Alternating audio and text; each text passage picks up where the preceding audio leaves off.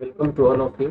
हम लोग एथिक्स की सीरीज शुरू किए थे और एथिक्स का जो पहला चैप्टर है वो पूरा हो चुका है और उसकी प्लेलिस्ट आपको चैनल पे विजिट करेंगे तो मिल जाएगी। पहला चैप्टर था एथिक्स का, ethics and human interface.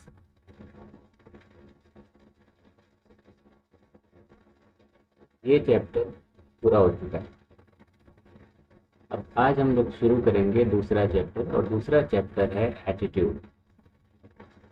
Attitude को लेके समाज में अलग इंटरप्रिटेशन रहता है और वो इंटरप्रिटेशन नॉर्मली जो है ईगो से रिलेटेड होता है। कोई बहुत ईगो में है तो बोला जाता है बहुत एटीट्यूड में है, या फिर अकड़ में कोई होता है तो बोला जाता है कि बहुत एटीट्यूड में है। लेकिन जो एथिक्स में एटीट्यूड है वो समथिंग डिफरेंट है और एक्चुअल में जो मीनिंग भी एथिक्स की होती है वो भी अलग होती है। एथिक्स की हिंदी जो मीनिंग आती है वो आती है दृष्टिकोण। वो दृष्टिकोण कैसा भी हो सकता है, तो अच्छा हो सकता है, बुरा भी हो सकता है, किसी के अंदर ईगो हो सकता है, ईगो नहीं भी हो सकता। तो बहरहाल ये सारी चीज़ें पढ़ेंगे सिलेबस के पर्सपेक्टिव से। और ये जो एटीट्यूड है, ये जो चैप्टर है, ये चैप्टर कनेक्टेड है हमारा साइकोलॉजी से। जैसे पहला चैप्टर हम लोगों ने पढ़ा ना, एथिक्स एंड ह्यूमन इंटरफेस, ये कनेक्टेड था एथिक्स से। नॉर्मेटिव एथिक्स जो है प्रॉपर जो ब्रांच है उससे कनेक्टेड है। उसमें वैल्यूज़ की बातें हुई, वर्च्यूज़ वगैरह की बातें हुई। ये एटीट्यूड जो है ये लगभग लगभग पूरी तरीके से साइकोलॉजी से रिलेटेड है, माइंड से रिलेटेड है, बिहेवियर से रिलेटेड है। जैसे साइकोलॉजी में कई सारी ब्रांचेज आती हैं, उसी में एक ब्रांच आती है सोशल साइकोलॉजी, और सोशल साइकोलॉजी का ही हिस्सा है एटीट्यूड, इसी से जुड़ा हुआ है ये। तो पहले तो समझना चाहिए कि सोशल साइकोलॉजी क्या है। जैसे कि हमारा जो माइंड है, इंसान का जो माइंड है, सबका एक अलग अलग बिहेवियर होता है, सबकी अपनी एक साइकोलॉजी होती है। वो अपने हर इंडिविजुअल का एक अपना पैटर्न होता है, अपने अपने तरीके से लोग बिहेव करते हैं। वो बिहेवियर किस हद तक हमारी सोसाइटी से प्रभावित होता है, किस हद तक हम चार लोगों की बातें सुन के अपने फैसले बदलते हैं या अपनी ज़िंदगी जीते हैं, इसी की स्टडी करता है सोशल साइकोलॉजी। जैसे अज्यूम करिए कि आपको आईएएस बनना, तो आप आईएएस किसकी वजह से बन रहे हैं? मे भी आपके माँ बाप ने कहा, या फिर आपका किसी से जो है दुश्मनी है और आप बदला लेना चाहते हैं, तो आप सोचेंगे कि हम आईएएस बनेंगे फिर बदला लेंगे। या फिर हो सकता है आपकी गर्लफ्रेंड ने धोखा दे दिया हो, तो धोखे में डूबा हुआ इंसान ज़्यादातर आजकल आईएएस में कूद जाता है। तो ये फैसले आपको प्रभावित कर रहे हैं, मतलब कहीं से आपको एक जो है कंपल्शन आ रहा है, और उस कंपल्शन की वजह से आप ऐसे फैसले लेने पे मजबूर हैं या फिर बाध्य हैं।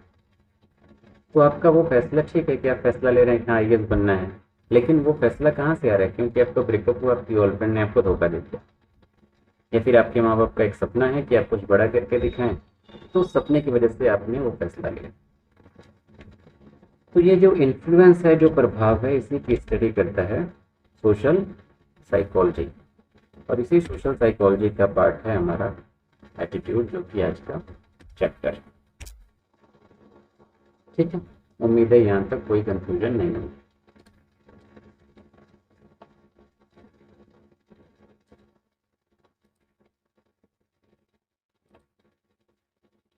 अब आते हैं कि एटीट्यूड होता क्या है। देखिए, जो भी एटीट्यूड हो, किसी के भी एटीट्यूड की अगर हम बात करें, तो वो एटीट्यूड हिस्सा होता है पर्सनैलिटी का। अगर हम गुस्से में बात कर रहे हैं, गुस्से वाले हैं, ऐसा मेरा अगर नेगेटिव एटीट्यूड है, तो ये मेरी पर्सनैलिटी का हिस्सा है। अगर हम प्यार से बात कर रहे हैं, पोलाइटली बात कर रहे हैं, तो ये भी मेरी पर्सनैलिटी का हिस्सा है। तो पर्सनैलिटी क्या होती है, पहला क्वेश्चन तो यही। तो अगर पर्सनैलिटी की डेफिनेशन देखनी हो, तो पर्सनैलिटी की डेफिनेशन होती है कि ये एक सेट है, स्टेबल एक सेट है। किस चीज़ का सेट है? किन किन चीज़ों से मिलकर बना है? हमारे फिजियोलॉजिकल, साइकोलॉजिकल और बिहेवियरल। हमारे बिहेवियरल, साइकोलॉजिकल और फिजियोलॉजिकल जो एस्पेक्ट्स हैं या एट्रीब्यूट्स हैं, इससे मिलके बनती है हमारी पर्सनैलिटी। जैसे कि फिजियोलॉजिकल मान लीजिए बात करें तो फिजियोलॉजिकल एट्रीब्यूट्स क्या हो गए। जैसे हम किसी की हाइट देखते हैं, हाइट क्या हो गई, फिजियोलॉजिकल एट्रीब्यूट है। किसी की हाइट देखी हमने तो हम लोग कह रहे हैं कि बहुत अच्छी पर्सनैलिटी है, जस्ट कर रहे हैं ना, पर्सनैलिटी एक डिफाइन कर रहे हैं इससे हाइट की वजह से, या किसी के कलर की वजह से हो सकता है कि हम लोग किसी भी पर्सनैलिटी को डिफाइन करें, कॉम्प्लेक्शन कह सकते हैं। या फिर कोई मान लीजिए बहुत फैट है या स्लिम ट्रिम है, ये सारी चीज़ें क्या हैं, फिजियोलॉजिकल हैं, हमारे शरीर शरीर से रिलेटेड, और इसकी वजह से हम पर्सनैलिटी को डिफाइन करते हैं। तो फिजियोलॉजिकल एट्रीब्यूट जो है पर्सनैलिटी का एक हिस्सा होता है। इसके अलावा साइकोलॉजिकल एट्रीब्यूट भी हमारी पर्सनैलिटी का हिस्सा होता है। साइकोलॉजिकल एट्रीब्यूट्स में क्या हो सकते हैं, साइकोलॉजिकल एट्रीब्यूट्स में या साइकोलॉजिकल एस्पेक्ट्स में हम देख सकते हैं उनकी क्वालिटीज़ जो साइकोलॉजी से रिलेटेड है। जैसे कि कोई इंसान बहुत इंटेलिजेंट है, इंटेलिजेंसी क्या हो गई, ये साइकोलॉजिकल एस्पेक्ट है। या फिर कोई इंसान जो है बहुत ही क्रिएटिव है किसी चीज़ में, किसी एक खास फील्ड में, या किसी एक खास फील्ड में इंसान बहुत बेहतर परफॉर्म कर रहा है, उसका एप्टीट्यूड ले लीजिए, ये भी किससे रिलेटेड है, माइंड से रिलेटेड है, साइकोलॉजी से रिलेटेड है। आप किसी की विचारधारा ले सकते हैं, बिलीफ ले सकते हैं, आस्था ले सकते हैं, ये सब भी किससे रिलेटेड है, साइकोलॉजी से रिलेटेड है। किसी का एप्टीट्यूड देखिए, मान लीजिए कोई शतरंज खेलने में बहुत बेहतर है, तो आप उससे उसकी पर्सनैलिटी डिफाइन कर सकते हैं। कोई बहुत क्रिएटिव इंसान है, हर चीज़ में क्रिएटिविटी ढूंढ लेता है, कोई चीज़ आप कब तोड़ दीजिए, कुछ तोड़ दीजिए, वो उसको बना के रख देगा। आप कोई ख़राब मशीन दे दीजिए, वो उसको एक नई मशीन या कुछ नया इन्वेंशन कर देगा। ये क्रिएटिव माइंड है, ये किससे कनेक्टेड, साइकोलॉजी से कनेक्टेड है, माइंड से कनेक्टेड है। तो ये भी हमारे पर्सनैलिटी का एक हिस्सा है। और तीसरी जो चीज़ है वो है बिहेवियरल एट्रीब्यूट। फिजियोलॉजिकल तो ठीक है, फिजियोलॉजी बात हो गई, हाइट देखी हमने पर्सनैलिटी से कनेक्ट कर दिया, उसको रंग देखा पर्सनैलिटी से कनेक्ट कर दिया, उसकी इंटेलिजेंसी देखी साइकोलॉजिकल, पर्सनैलिटी से कनेक्ट कर दिया। लेकिन उसमें एक और एट्रीब्यूट होता है, वो होता है बिहेवियरल। इंसान कैसा बिहेव कर रहा है वो भी उसकी पर्सनैलिटी को डिफाइन करता है। जैसे कि कई तरीके की बिहेवियरल एस्पेक्ट्स हो सकते हैं। जैसे आप लोगों ने सुना होगा इंट्रोवर्ट एक्सट्रोवर्ट। इंट्रोवर्ट हो सकता है बिहेवियर, इंट्रोवर्ट मतलब जो लोग थोड़ा ओपन नहीं होते हैं, जनरली जो है पब्लिक में या सबसे खुल के बातें नहीं करते हैं। जिस जो क्लोज सर्कल के लोग होते हैं, फैमिली के लोग होते हैं, उनसे वो खुल के बातें करते हैं, हंसते हैं। लेकिन अगर कहीं अनजाने लोगों के बीच में खड़ा कर दीजिए तो वो 2 घंटा चुपचाप खड़े रहेंगे, शर्म आती है बोलने में, खुलने में। वैसे ही ये भी बिहेवियर हो सकता है पर्सनैलिटी का हिस्सा, जो बहुत ज़्यादा बोलते हैं, कहीं शर्माते नहीं हैं, कोई चीज़ का फियर नहीं है, कॉन्फिडेंट बहुत ज़्यादा है, एक्सट्रोवर्ट। ये मौका ढूंढते हैं बोलने का, खुलने का। उनको किसी 10 लोगों की अनजान भीड़ में भी खड़ा कर दीजिए तो वहाँ पे भी खुल के बोलना, हंसना, चिल्लाना शुरू कर देंगे। उनको शर्म नहीं आती है, खुल के रहना पसंद करते हैं, खुल के बोलते हैं। ये होती है एक्सट्रोवर्ट पर्सनैलिटी। ये भी हमारे बिहेवियर की वजह से पर्सनैलिटी का हिस्सा है। इसके अलावा एक्टिव पर्सनैलिटी हो सकती है या फिर पैसिव पर्सनैलिटी हो सकती है।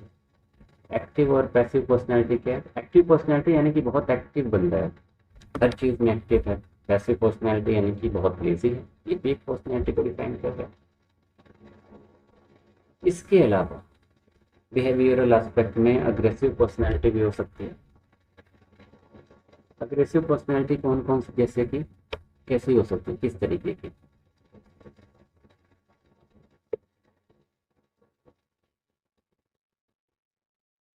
अग्रेसिव अग्रेसिव पर्सनैलिटी यानी कि अग्रेसिव जो नेचर आप लोग देखते हैं वो भी पर्सनैलिटी को डिफाइन करता है। कोई कई ऐसे लोग होंगे आपके मोहल्ले में, फैमिली में, जिनका नेचर ही वैसा है, जिनकी पर्सनैलिटी का हिस्सा ही है अग्रेसिव होना, गुस्सा करना, जहाँ ज़रूरत नहीं है वहाँ पे ऊँची आवाज़ में बात करना, या सामने वाले को थोड़ा सा दबा के रखना। ये होता है अग्रेसिव पर्सनैलिटी का सिम्टम। जैसे कि पैट्रियार्कल अगर फैमिली है तो उसमें हो सकता है फादर जो है वो अग्रेसिव हो सकते हैं, उन्होंने जो कह दिया वही चलेगा, जो बोल दिया वही फाइनल है। ये हस्बैंड वाइफ का रिलेशन है, तो हस्बैंड वाइफ के रिलेशन में कौन एग्रेसिव है, कौन किसकी चलती है, वाइफ की। तो वाइफ अग्रेसिव हो गई, उसकी पर्सनैलिटी क्या हो गई, एग्रेसिव हो गई। इसी एग्रेसिव का अपोजिट एक होता है, वो होता है submissive. Submissive personality, submissive personality यानी कि हस्बैंड वाइफ के रिलेशन में आप यहाँ पे हस्बैंड को ले सकते हैं। गलती किसी की हुई भी हो, सॉरी कौन बोलेगा? हस्बैंड बोलेगा। होता है ऐसा, जोक्स वगैरह आते रहते हैं। तो ऐसी पर्सनैलिटी जो झुक जाती है, तुरंत जो है बात खत्म कर देती है, ज़्यादा अकड़ में सीना तान के खड़े नहीं होते हैं, ऐसी पर्सनैलिटी होती है सबमिसिव पर्सनैलिटी। तो ये 3 जो एस्पेक्ट हैं ये डिसाइड करता है हमारी पर्सनैलिटी।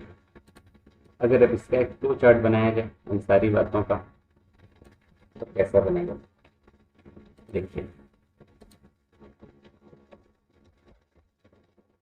हमारी पर्सनैलिटी क्या है, देखिए अब फ्लो चार्ट की मदद से समझिए शॉर्ट में। जब इसका नोट्स बनाना चाहें तो बना सकते हैं। ये सेट है एक तरीके का जो कि स्टेबल है। किस चीज़ का सेट है, किस चीज़ का कलेक्शन है? वो है हमारे एट्रीब्यूट्स का, कंपोनेंट्स कह लीजिए, पार्ट्स कह लीजिए एट्रीब्यूट को। कौन कौन से पार्ट्स, कौन कौन से कंपोनेंट से मिलकर बन रही पर्सनैलिटी? देखिए, पहला फिजियोलॉजिकल।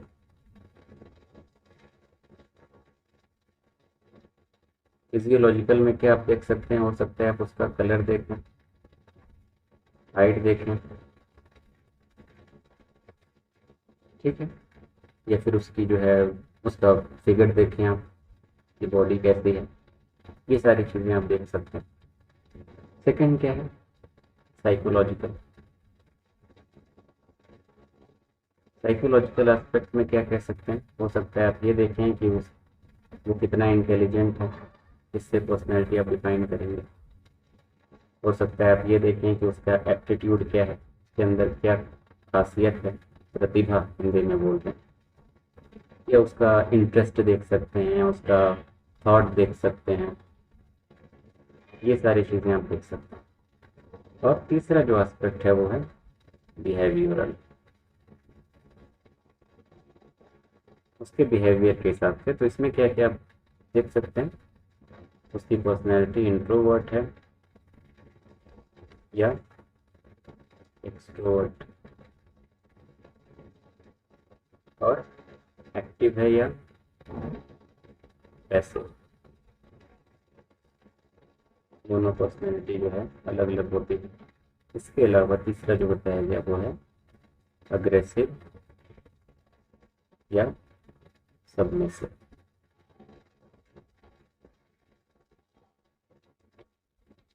इससे अग्रेसिव सबमिसिव इनमें बेहतर पर्सनैलिटी आती है असर्टिव पर्सनैलिटी।